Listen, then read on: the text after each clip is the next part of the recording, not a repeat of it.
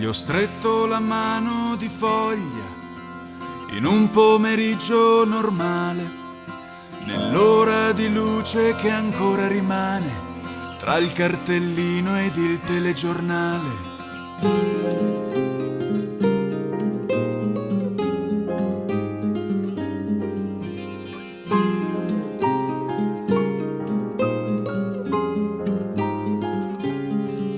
Sull'argine i solchi delle mountain bike, Robini e il ronzio della 4, ai suoi occhi miti e dal suo taccuino il cane non ha neanche abbaiato.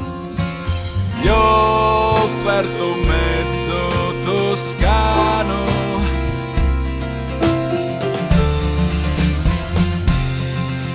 ha fatto cenno di no con la mano, tossendo alla brezza del vespro.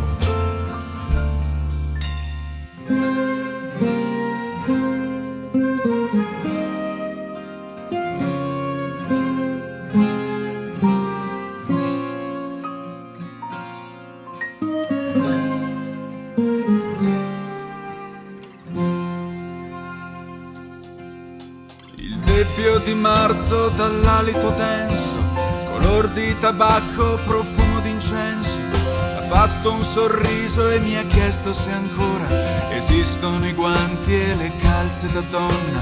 Mi ha chiesto se ancora ci sono i bambini, gli insetti, le case col tetto spiovente, le sere di pioggia, la carta stampata, le pipe di radica oppure niente.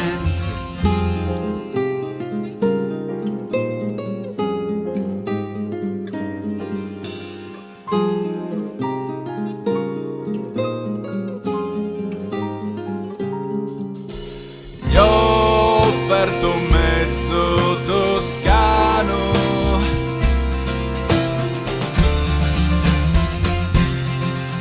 ha fatto cenno di no con la mano, tossendo alla brezza del vespro.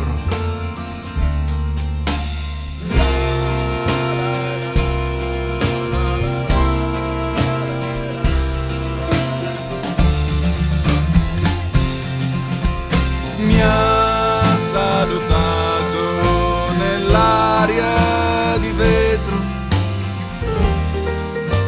con una carezza.